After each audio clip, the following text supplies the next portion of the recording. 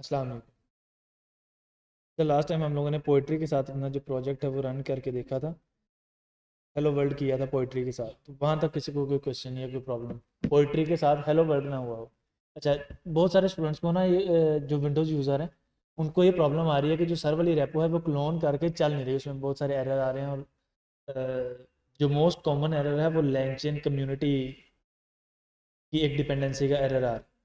तो वो मैं इस वीक देख लूँगा और कि क्या वो प्रॉब्लम का क्यों आ रही है, और फिर उसके बाद इंशाल्लाह नेक्स्ट वीक वो आप लोगों को क्लियर करवा देंगे। नेक्स्ट वीक तकरीबन आप लोगों की लैब ही होगी और उसमें इंशाल्लाह वो सर भी क्लियर करवा देंगे, मैं भी होऊंगा और मैं भी क्लियर करवा दूँगा जिस टाइम तक। अच्छा, उसके अलावा जो हम लोगों ने पोइट्री के साथ अपना फास्ट एपीआई का हेलो वर्ल्ड किया था वहाँ तक कोई प्रॉब्लम? वो क्लियर है?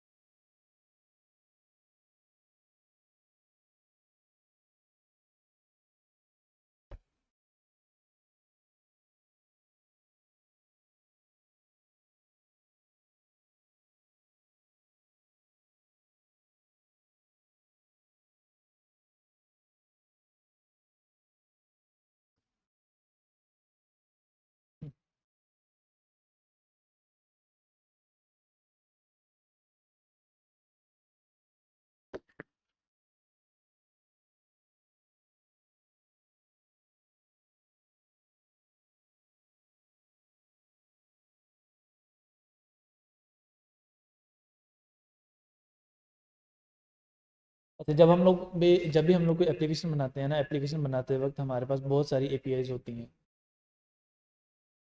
अब हर काम के लिए हमें एपीआई रिक्वायर्ड है। जैसे फॉर एग्जांपल अगर हमने यूज़र को लॉगिन करवाना उसके लिए अलग एपीआई है, यूज़र को साइनअप करवाना अलग एपीआई है, फॉरगेट पासवर्ड की अलग एपीआई है, अपडेट ईमेल की अलग एपीआई है। इसी तरह हर एक काम की डिफरेंट डिफरेंट एपीआईज होती हैं। तो अब हमारी कोशिश ये होती है कि हम लोग हर टास्क के लिए अलग अलग एपीआई बनाएं, मतलब अलग अलग एपीआई तो होती है। अब उन अलग अलग एपीआईज में भी आगे चीज़ें डिफाइन हो जाती हैं। जैसे फॉर एग्जांपल हमारी प्रोडक्ट से रिलेटेड एक एपीआई है। अब सबसे पहले तो हमारी एपीआई बनेगी क्रिएट करने की प्रोडक्ट, फिर उसके बाद प्रोडक्ट को अपडेट करने की, डिलीट की, और इसके अलावा कि अगर हमने उस सिंगल प्रोडक्ट को गेट करना है और उसका डाटा शो करवाना है, अगर हम लोग ई कॉमर्स की बात करें, गेट की। तो ये मेन हमारे पास जो एपीआई के राउट्स हैं या एपीआई एचटीटीपी रिक्वेस्ट है उनकी 5 टाइप्स हैं। सबसे पहली पोस्ट, जब भी हम लोगों को कोई नई चीज़ क्रिएट करनी है, फॉर एग्जांपल मुझे एक नई यूज़र की एंटिटी क्रिएट करनी है, पोस्टग्रेस में मुझे सॉरी ई कॉमर्स में मुझे एक नई प्रोडक्ट क्रिएट करनी है, सोशल मीडिया में एक नई पोस्ट क्रिएट करनी है, या अगर यूट्यूब है तो उसमें एक नई वीडियो क्रिएट करनी है या अपलोड करनी है, वो सारा का सारा काम होगा पोस्ट की एपीआईज के साथ, पोस्ट की एचटीटीपी रिक्वेस्ट के साथ। अगर मुझे कुछ अपडेट करना है तो अपडेट में हमारे पास दो हैं, एक पुट और पैच। ये दोनों अपडेट के लिए यूज़ होती हैं। पैच यूज़ होती है कोई छोटी मोटी अपडेट करनी है उस प्रोडक्ट के रिलेटेड, और पुट यूज़ हो रही है कि हमें पूरी की पूरी प्रोडक्ट ही अपडेट करनी है। छोटी मोटी अपडेट क्या हो सकती है कि फॉर एग्जांपल जैसे ही प्रोडक्ट सेल हो रही है तो उसकी क्वांटिटी हर दफ़ा चेंज होगी। जैसे फॉर एग्जांपल मैं कहता हूँ कि अभी मेरे पास इस प्रोडक्ट की 200 पीस या 200 कॉपीज़ मौजूद है, लेकिन अगर उसमें से मेरी 50 सेल हो गई हैं, और तो मुझे हर दफ़ा वो अपडेट करनी पड़ेगी। मतलब अगर किसी ने 2 ऑर्डर करनी है तो वो मुझे 200 से 198 रह जाएंगे, कि 5 ऑर्डर करनी है तो 193, एंड इसी तरह वो चलता रहेगा। वो पैच में आएगा। लेकिन अगर मुझे उस प्रोडक्ट को अपडेट करना है, फॉर एग्जांपल मुझे उसका टाइटल, डिस्क्रिप्शन और इमेजेस अपडेट करनी है, तो वो कुछ छोटी मोटा पैच नहीं है जिसे हम फिल कर रहे हैं, वो पूरी की पूरी प्रोडक्ट है जिसे हम अपडेट करें। तो वहाँ पर फिर पुट हम लोग यूज़ करते हैं। अगर हम लोगों को डिलीट मतलब कोई प्रोडक्ट डिलीट करनी है तो डिलीट की एच रिक्वेस्ट यूज़ करेंगे। और अगर हमें कोई चीज़ गेट करनी है तो हम लोग गेट की HTTP रिक्वेस्ट को यूज़ करेंगे।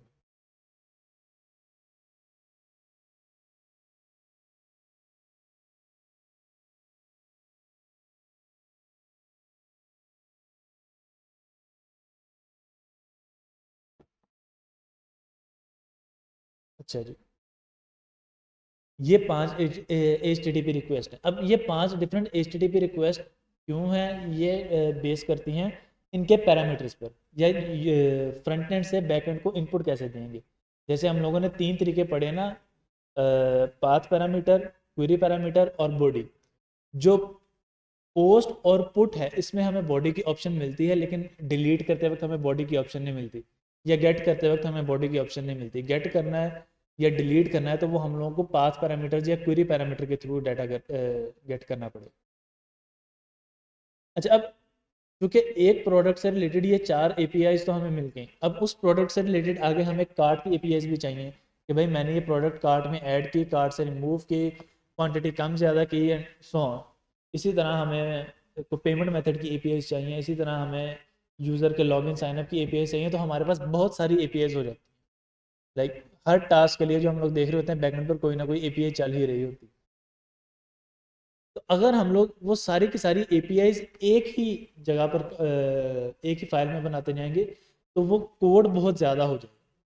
अगर एक ही फाइल में हम लोग बहुत सारा कोड करते रहेंगे, जैसे फॉर एग्जांपल मैं यहाँ पे कह रहा हूँ कि फ्रॉम फास्ट API, और हम लोग यहाँ पे यूज़र्स की बना रहे हैं, यूज़र के बाद login, sign up, forget password, update email, और फिर अपडेट यूज़र प्रोफाइल, और उसमें सारी चीज़ें, प्रोफाइल पिक्चर आ जाएगी और ये सारी चीज़ें आ जाएंगी। तो वो हम लोग यहाँ पे लिखेंगे, लिख रहे होंगे, या प्रोडक्ट्स की भी सारी लिख रहे होंगे, तो वो बहुत सारा मेस क्रिएट हो जाए।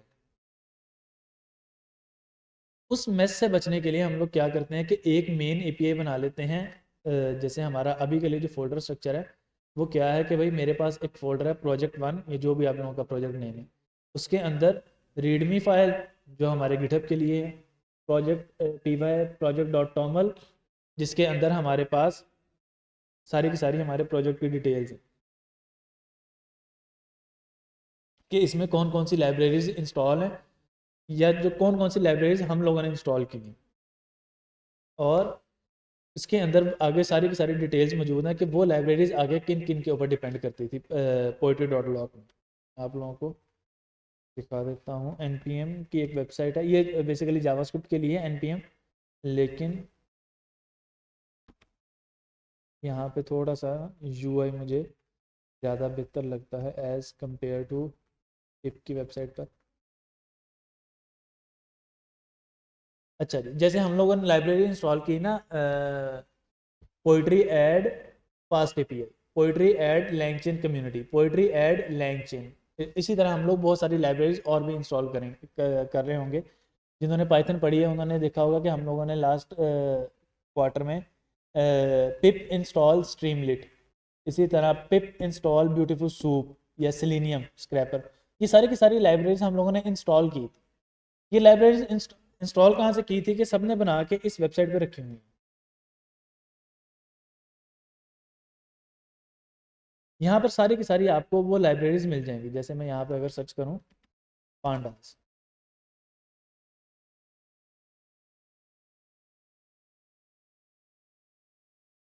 तो ये हमारे पास एक लाइब्रेरी आ गई पांडास, और ये क्या क्या करती है, ये सारी की सारी चीज़ें यहाँ पर मौजूद, सारी की सारी डिटेल्स मौजूद है। प्रोजेक्ट की डिस्क्रिप्शन क्या है, इसके अंदर क्या क्या मेन फीचर हैं, एंड तो सारी की सारी डिटेल्स मौजूद है। अच्छा, अब उन्होंने यहाँ पर एक सेक्शन बनाया हुआ है, ये डिपेंडेंसीज। अच्छा, अब डिपेंडेंसीज का मतलब क्या है कि ये जो पांडास की लाइब्रेरी है ना, ये लाइब्रेरीज और भी बहुत सारी इस्तेमाल करती है। फॉर एग्जांपल, जैसे मैं कहता हूँ कि यार ये मेरा प्रोजेक्ट है ई-कॉमर्स का, अब ये ई-कॉमर्स का प्रोजेक्ट क्या किसी लाइब्रेरी के ऊपर डिपेंड कर रहा है, किसके ऊपर, फास्ट API के ऊपर। अगर हम UI बनाएंगे तो किसी और लाइब्रेरी के ऊपर भी डिपेंड करेगा, स्ट्रीमलेट के ऊपर। अगर हम लोग स्क्रैपिंग कर रहे हैं तो ब्यूटीफुल सूप के ऊपर डिपेंड करेगा। अगर ब्यूटीफुल सूप किसी वजह से ब्यूटीफुल सूप में एरर आ जाता है, वो नहीं चल रही, तो हमारा प्रोजेक्ट भी नहीं चलेगा। अगर हमारे जो स्ट्रीमलेट UI है उसका कोई एक फंक्शन ख़राब हो जाता है, वो सही आउटपुट नहीं दे रहा या रिटर्न कुछ सही तरह से नहीं कर रहा, तो हमारी सारी की सारी यूआई ख़राब हो जाएगी।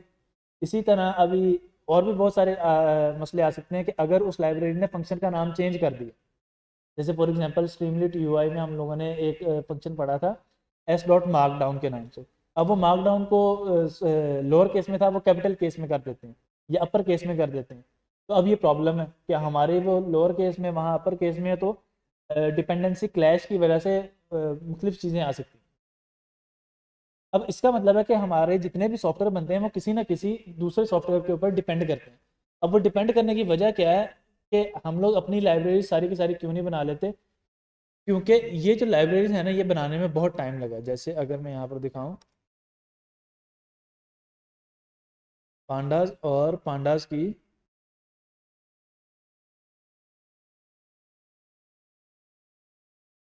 जो सबसे ज़्यादा मुझे ओल्डेस्ट फाइल यहाँ पे नज़र आ रही है वो ये है, 4 years अगो। इससे पुरानी नहीं है।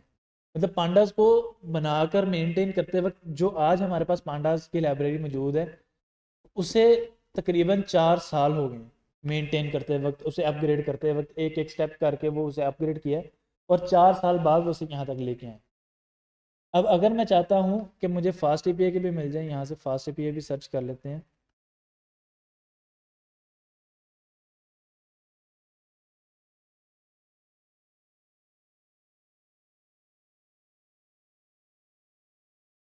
कोड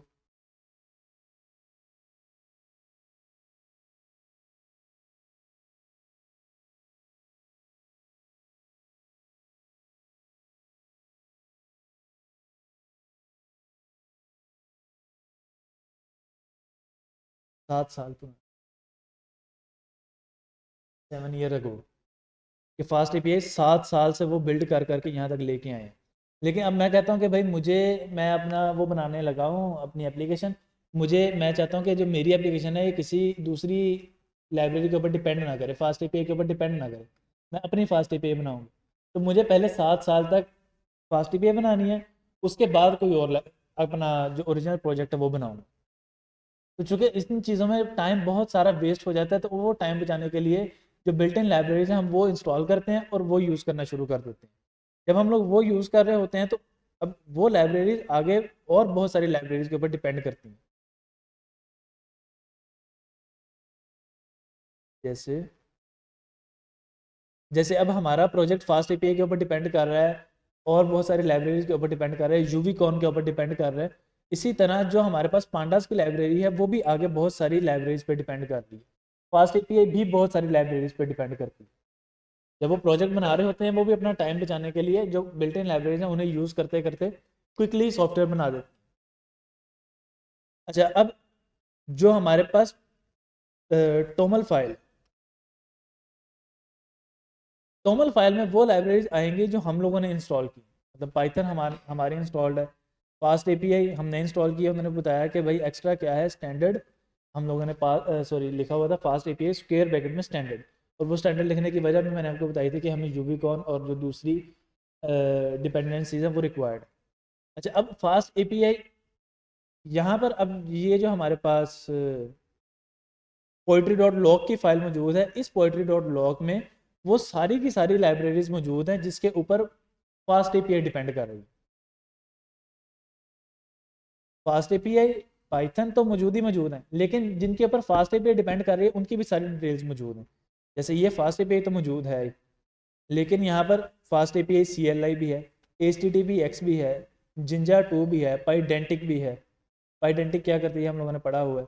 फिर टाइपिंग एक्सटेंशंस भी है, यूवीकॉन भी है, और ईमेल वैलिडेटर भी है, और इसी तरह बहुत सारी और भी लाइब्रेरीज मौजूद हैं। ये सारी की सारी लिस्ट उन्होंने मेंशन कर दी है। मेरे ख्याल 1000 लाइन की फ़ाइल बनी होगी, इट्स अराउंड अबाउट 972, तकरीबन कमोबेश 1000 लाइन की फ़ाइल बन गई। अभी सिर्फ और सिर्फ हम लोगों ने मेनली 2 ही लाइब्रेरीज इंस्टॉल की हैं, पाइथन या फास्ट एपी। अब अगर हम लोग यहाँ पे ब्यूटीफुल सूप और सेलेनियम और इस तरह की और लाइब्रेरीज इंस्टॉल करते हैं, तो ये फाइल बहुत बड़ी बन जाती है। और ये जो दो फाइल्स हैं poetry.toml और pyproject.toml और poetry.log, ये दो फाइल्स को हम लोग नहीं छेड़ते, ऑटोमेटिकली पाइथन की जितनी भी स्क्रिप्ट्स होती हैं उनको मैनेज करते हैं। वो स्क्रिप्ट्स कहाँ पे होती हैं? इस पाई कैशे में। वो सारी उन्होंने स्क्रिप्ट्स लिखी हुई हैं, वो ऑटोमेटिकली उसको मैनेज कर रही होती हैं। अच्छा, उसके बाद टेस्ट का फोल्डर है कि अगर हम लोगों को टेस्ट क्रिएट करने हैं, अपनी एप्लीकेशन बना ली है, उसको टेस्टिंग करनी है, और फिर उसके बाद हमारे पास ये मेन फोल्डर आ रहा है प्रोजेक्ट 1 का, जिसके अंदर हमारे पास बाय डिफ़ॉल्ट एक फाइल है __init___.py, और उसमें हम लोगों ने एक फ़ाइल बना ली main.py की। अब मैं क्या चाह रहा हूँ कि मैंने जो इतने सारे APIs बनानी है वो सारी की सारी एक फ़ाइल में ना हो, ताकि एक जगह ही, जैसे कहते हैं ना, चीज़ें गुछ मुछ ना हो जाएं, या एक जगह ही मैस ना क्रिएट हो। अब मैं चाहता हूँ कि भाई मेरी प्रोडक्ट्स की फाइल है, APIs है, तो वो एक अलग फाइल में आ जाए, यूज़र से रिलेटेड है तो वो एक अलग फाइल में आ जाए, कार्ड से रिलेटेड है वो अलग फाइल में आ जाए। क्यों आ जाए? ताकि मेरे लिए कोड रीडेबल रहे, क्योंकि अगर एक ही जगह पे मैं बहुत सारी APIs क्रिएट कर दूंगा तो वो मेरे लिए अपडेट करना बाद में मैस बन जाए। अब वो अपडेट करने के लिए ज़रूरी नहीं है कि हम फोल्डर बनाएं, लेकिन नॉर्मल स्टैंडर्ड ये है कि हम फोल्डर बना लेते हैं राउटर्स के नाम से। कोई राउटर्स के नाम से बनाता है, कोई राउटिंग के नाम से बनाता है। ये अब आप लोगों के डिपेंड करता है कि आप किस नाम से बना रहे हो। ज़रूरी नहीं है कि हम फोल्डर बनाएं, हम लोग इस प्रोजेक्ट 1 के अंदर भी न्यू फाइल बनाकर काम कर सकते हैं। लेकिन चीज़ों को मज़ीद ऑप्टिमाइज़ करने के लिए हम लोग ये फोल्डर बनाते हैं। इसमें सबसे पहले हम लोग एक फ़ाइल बना लेते हैं, फॉर एग्जांपल users.py।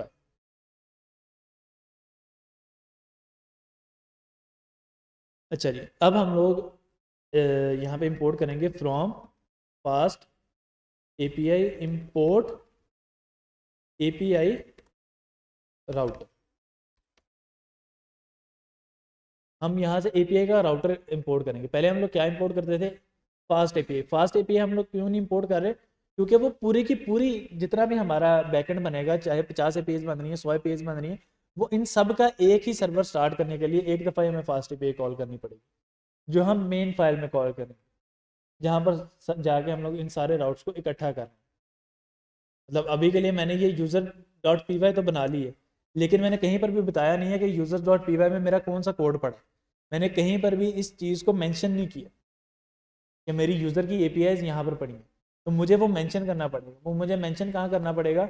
वो किसी एक फाइल में मेंशन करना पड़ेगा, जहाँ पर मैं अपनी सारे के सारे राउट्स को डिफाइन करूँगा। जब मैं अपने सारे के सारे राउट्स को डिफाइन कर रहा हूँ, तो वो मैं एक मेन फाइल में डिफाइन कर लेता हूँ। अच्छा जी, अब मैं यहाँ पे लिख लेता हूँ जी, router is equal to API router, और इसे कॉल कर लेते हैं। और अब हम यहाँ पे एक फाइल बना, एक API बना लेते हैं, API router dot gate slash login, define login, और रिटर्न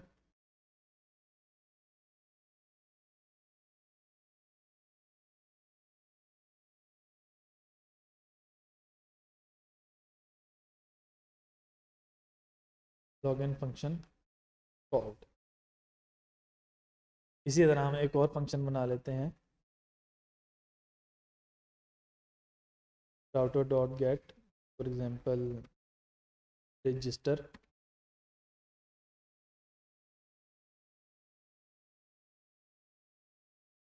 रजिस्टर फंक्शन कॉल्ड। और उसके बाद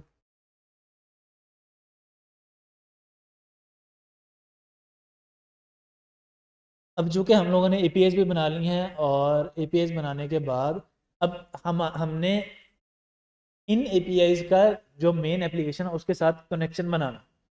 अब वो कनेक्शन बनाने के लिए हमें सबसे पहले इस वेरिएबल को, जिसके साथ हमारे सारे के सारे राउट्स अटैच हैं, उसे मेन फाइल में लाना पड़ेगा। मेन फाइल में लाने के लिए हम लोग क्या करेंगे कि सिंपली उसे इंपोर्ट कर लेंगे, क्योंकि हमारे पास जो पाइथन प्रोग्रामिंग लैंग्वेज है उसमें हमें एक्सपोर्ट करने की जरूरत नहीं पड़ती, उसमें सारी की सारी चीज़ें ऑटो एक्सपोर्ट पे चल रही, ऑटोमेटिकली एक्सपोर्ट होती रहेंगी। तो from router dot users import router, अच्छा, अब चूंकि हमारे पास बहुत सारी फाइल्स हो सकती हैं, जैसे मैंने अभी बताया कि यूज़र की हो सकती है, प्रोडक्ट की हो सकती है, कार्ट की हो सकती है, पेमेंट की हो सकती है, बहुत सारी फाइल्स हो सकती है। अब उन सब में से नेम राउटर भी हो सकता है। तो कन्फ्यूजन से बचने के लिए मैं कहता हूँ कि भाई as user router.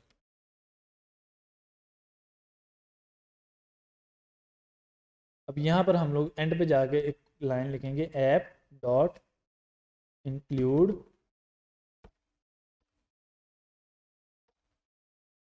User router prefix is equal to slash, test कर देता हूँ। और अगर हम लोग इसे include router,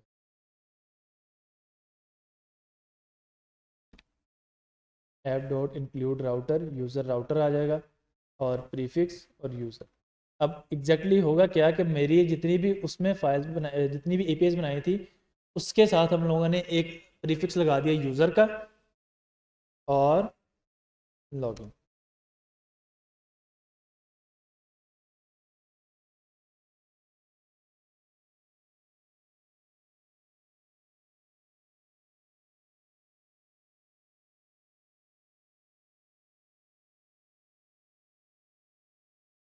no module found, एक मिनट।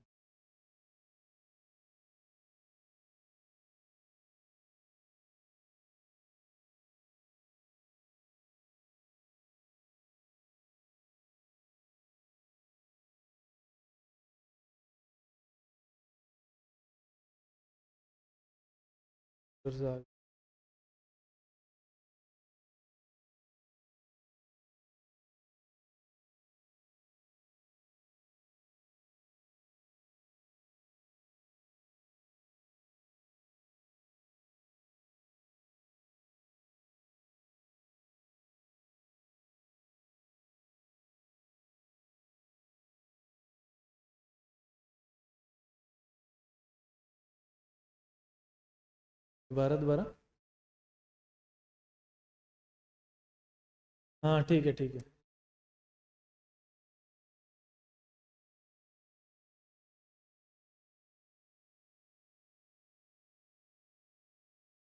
नहीं, पहले राउटर्स था और अब ये राउटर आ गया।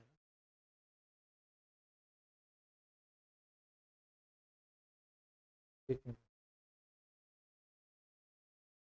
सेम हो जाएगा।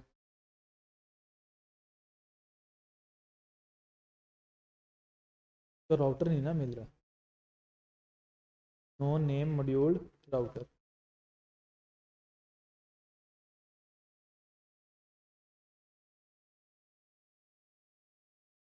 फ्रॉम,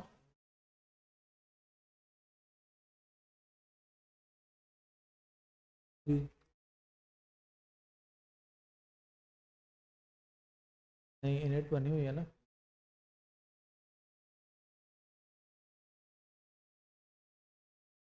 राउटर के अंदर भी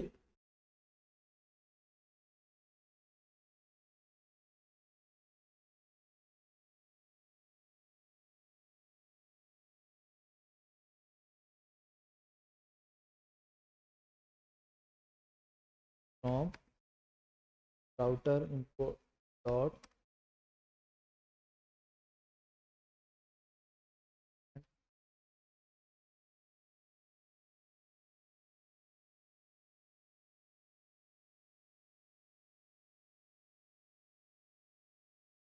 फ्रॉम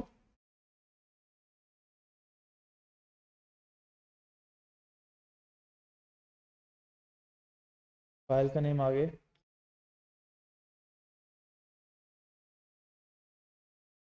नहीं इंपोर्ट डॉट यूज़र आएगा।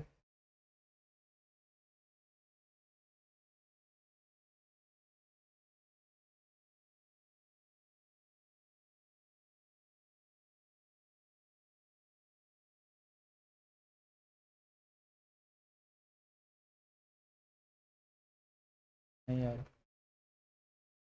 एक मिनट अभी देख ले। Router dot users port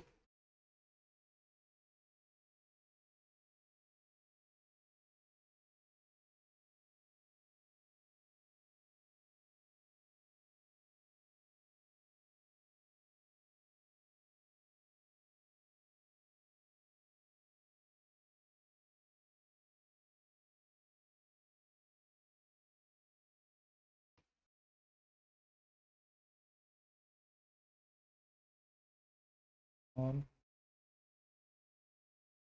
project 1 dot main colon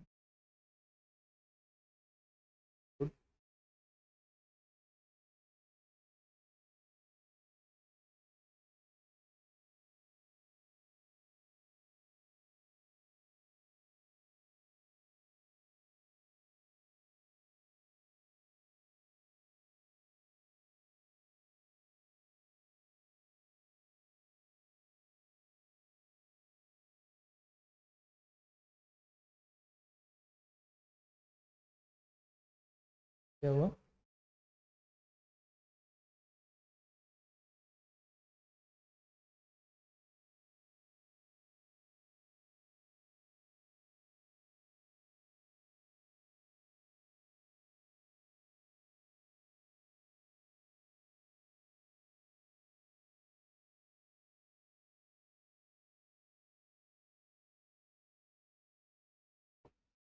फिर ये तो बस जिसमें राउटर ऐसे ही करें।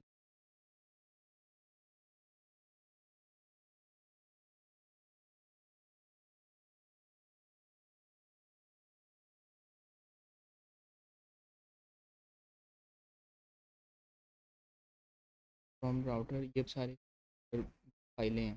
ठीक है, फ्रॉम राउटर्स जैसे आपकी राउटर आ गई, import import as router. App is equal. Sir ये आपने ऐप इंक्लूड राउटर, सर ये आपने ऐड डालें राउटर्स।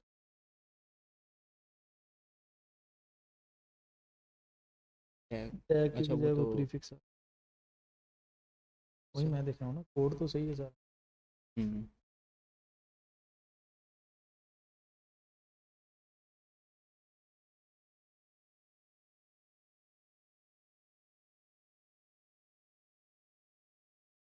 सर ये लगता है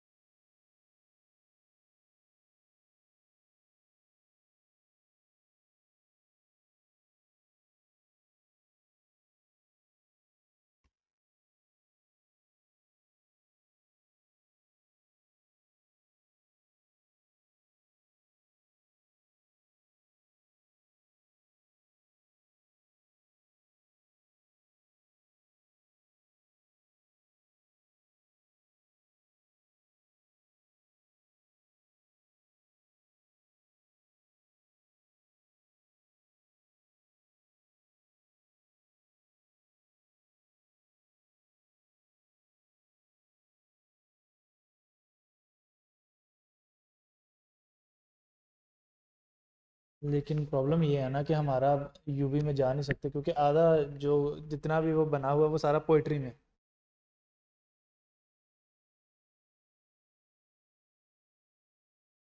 अच्छा, बेसिकली एरर क्या आ रहा था कि पहले हम लोग कर रहे थे फ्रॉम राउटर डॉट यूजर्स, तो उसको राउटर्स का फोल्डर नहीं मिल रहा था, तो हम लोग इसके स्टार्ट में भी डॉट लगाएंगे ताकि फ्रॉम इस फोल्डर से, इसी फोल्डर में देखो राउटर यूजर, और इंपोर्ट करो ये, और हमें वो मिल जाए लॉगिन।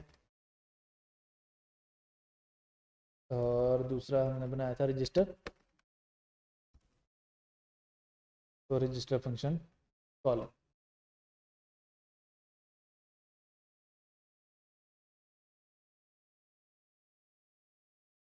अच्छा जी, अब इसी तरह एक और बना के देख लेते हैं ताकि ये जो हमें कन्फ्यूजन हुई है एरर की वजह से, से हम लोग निकलें for example product dot P Y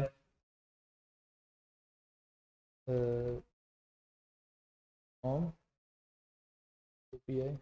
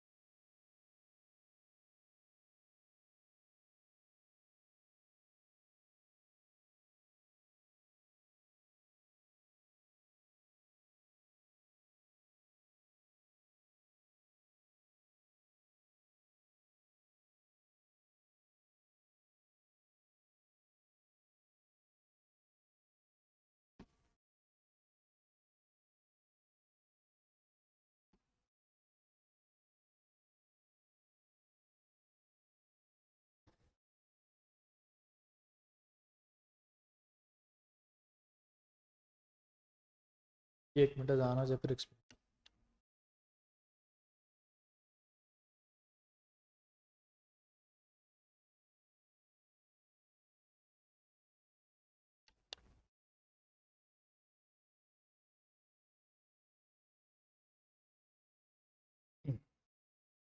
तो जैसे हम लोगों ने पहले राउटर फोल्डर में एक फ़ाइल बनाई थी यूजर्स डॉट पी वाई, इसी तरह मैंने अब फाइल बना ली है प्रोडक्ट्स डॉट या प्रोडक्ट डॉट पी वाई। उसमें मैंने क्या किया है कि फास्ट एपीआई को इंपोर्ट किया है, उसमें से एपीआई राउटर इंपोर्ट किया है। नॉर्मली पहले हम लोग क्या कर रहे थे, अभी तक फास्ट एपीआई को इंपोर्ट करते थे। फास्ट एपीआई क्या करता है कि बेसिकली वो बैकएंड का एक सर्वर अप कर देता है। अगर हम लोग हर दफ़ा फास्ट एपीआई करेंगे तो वो 3 सर्वर अप करे, तो 3 अलग अलग सर्वर लाइंस बन जाएंगे, 3 अलग अलग पोर्ट पे वो 3 अलग डिफरेंट एप्लीकेशन चलेंगे। बेसिकली जो हमारी एप्लीकेशन है वो पूरी की पूरी फास्ट एपीआई के ऊपर चल रही है। अगर हम लोग 3 दफ़ा फास्ट एपीआई वाला वो फंक्शन कॉल कर देंगे तो मतलब है कि हम लोगों ने अपनी बैकएंड एप्लीकेशन के 3 इंस्टेंस चला दिए। अब चूंकि फाइल अलग अलग आ गई है तो इसका मतलब है कि हमने 3 डिफरेंट फाइल या 3 डिफरेंट प्रोजेक्ट चला दिए। अब वो 3 डिफरेंट प्रोजेक्ट नहीं, मेरा प्रोजेक्ट एक ही है, लेकिन मैं अपनी आसानी के लिए कोड को अलग अलग जगह पे मेंटेन करना चाह रहा हूँ। इसलिए फास्ट एपीआई की जगह मैं एपीआई राउटर लेके आया कि भाई ये मैं राउट्स बना रहा हूँ अलग अलग, जिसे मैं बाद में जाके उस एपीआई के अंदर सॉरी उस फास्ट एपीआई का जो फंक्शन है उसी में इंक्लूड करूँ। अच्छा, अब जब राउटर बना रहा हूँ तो मैंने उसको किसी एक वेरिएबल में स्टोर करवा लिया। राउटर रखना ज़रूरी नहीं है, लेकिन convention router most of the time जो आप लोग एप्लीकेशन देख रहे होंगे जो इंडस्ट्री स्केल की बनी होंगी, स्टैंडर्ड पे बनी होंगी, वो राउटर ही यूज़ कर रहे हैं, जो कीवर्ड है या इस वेरिएबल का नाम है। और जैसे हम लोग पहले बना रहे थे @ऐप, यहाँ पर @राउटर आ जाएगा, dot get post put patch delete, जो भी आप लोगों का HTTP रिक्वेस्ट का मेथड आप लोगों का यूज़ होना है, उसी में हम लोग अपना राउट डिफाइन करके आगे फंक्शन बना लेंगे। अब चूंकि हमारी मेन फाइल में फास्ट एपीआई एक दफ़ा कॉल हो रहा है, अब हमने वो जो हम लोगों ने राउट डिफाइन किया है वो इसके साथ अटैच करना है किसी ना किसी तरह, क्योंकि अगर हम लोग इसके साथ अटैच करेंगे फिर ही हमारी एप्लीकेशन आपस में कम्युनिकेट कर सकती है। दो तरह से एप्लीकेशन में कम्युनिकेट करना होता है कि दो अलग अलग एप्लीकेशन कम्युनिकेट करें, फ्रंट एंड से बैक एंड और बैक एंड से फ्रंट एंड, या बैकएंड से बैकएंड, तो हमारी एप्लीकेशन को इस तरह से कम्युनिकेट करवाने के लिए एपीआईज बनी। लेकिन अगर आपस में कम्युनिकेट करना है तो हमें उनको अटैच करना पड़ेगा, एक फाइल का दूसरी फाइल का लिंक बताना पड़ेगा। अब वो लिंक बनाने के लिए हमें फ्रॉम डॉट इसी फोल्डर के अंदर उसने बताया कि भाई इस फोल्डर में दो है, मेन और राउटर। मैंने कहा राउटर में, अब उसने कहा कि भाई एक प्रोडक्ट्स फाइल है, एक यूज़र फाइल है। मैं कहा product import router as product. अब बेसिकली क्या हुआ, ये एज का कीवर्ड हम लोग क्यों यूज़ कर रहे थे, क्योंकि अब दोनों फाइल में से राउटर आ रहा है, यूज़र वाली में से भी और प्रोडक्ट फाइल में से भी। इसी तरह कार्ड की फाइल बनाएंगे, वहाँ से भी राउटर इंपोर्ट कर लेंगे, और इसी तरह पेमेंट की फाइल बनाएंगे, उसमें से भी राउटर इंपोर्ट कर लेंगे। जब 4-5 राउटर हो जाएंगे तो फिर हमारी जो कोड है या कंपाइलर है वो कंफ्यूज हो जाएगा कि भाई किस राउटर को कॉल कर रहे हैं, किस राउटर को इंक्लूड करना चाह रहे हैं, या सबसे एंड वाले को, या इसको, या किसको इंक्लूड करना चाह रहे हैं। इसलिए हमने क्या किया कि राउटर एज यूज़र राउटर। अब क्या हुआ कि हमने उस वेरिएबल का नाम अपडेट कर दिया। पहले राउटर था, उसको अपडेट करके हम लोगों ने रखा यूज़र राउटर, और राउटर उसको अपडेट करके रख दिया प्रोडक्ट राउटर। अब वेरिएबल वही है, लेकिन हम लोग अगर राउटर को कॉल करेंगे तो राउटर कॉल नहीं होगा, हमें यूज़र राउटर या प्रोडक्ट राउटर ही कॉल करना पड़ेगा। अब उस प्रोडक्ट राउटर को हमने इंक्लूड कर दिया app dot include underscore router product router, और prefix is equal to product. अब ये प्रीफिक्स क्या करता है, बेसिकली अगर हम लोग यहाँ पे प्रीफिक्स नहीं भी लिखते तो फिर हमारे पास ये कुछ इस तरह से बन जाए कि होम पर ही गेट प्रोडक्ट,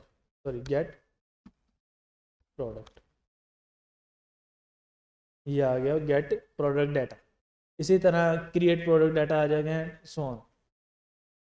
लेकिन अब चूंकि हम लोगों ने क्या किया हुआ है कि हम लोगों ने डिफरेंट फाइल्स में कोड किया हुआ है, तो जब भी हम लोग डिफरेंट फाइल्स में कोड करते हैं उस फाइल का नाम एज प्रीफिक्स इंक्लूड कर देते हैं। वो प्रीफिक्स इंक्लूड करने का मतलब क्या है, अगर मैं यहाँ पर भी लिख दूँ product slash gate product,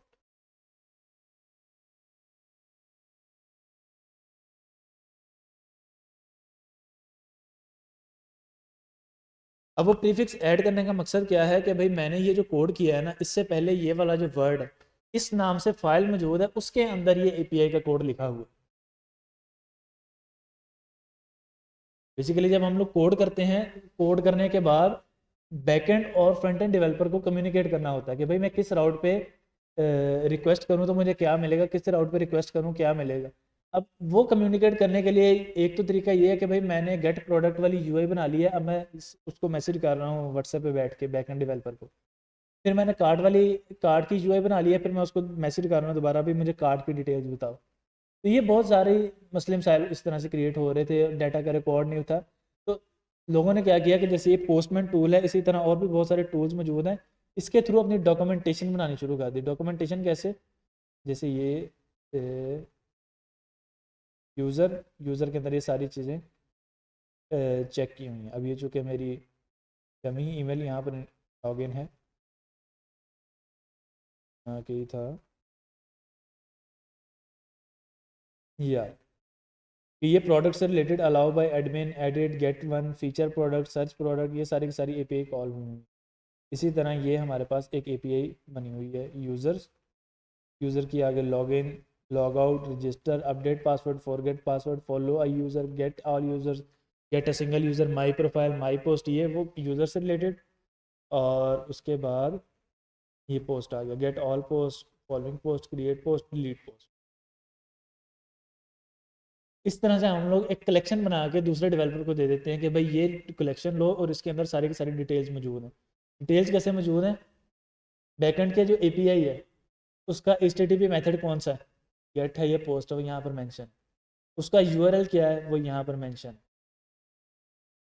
body में गया और इसको मैं अगर थोड़ा सा नीचे कर दूँ तो मुझे इसने बता दिया कि भाई वो एज अ बॉडी क्या क्या एक्सेप्ट कर रहे हैं और हमें आउटपुट क्या क्या मिले।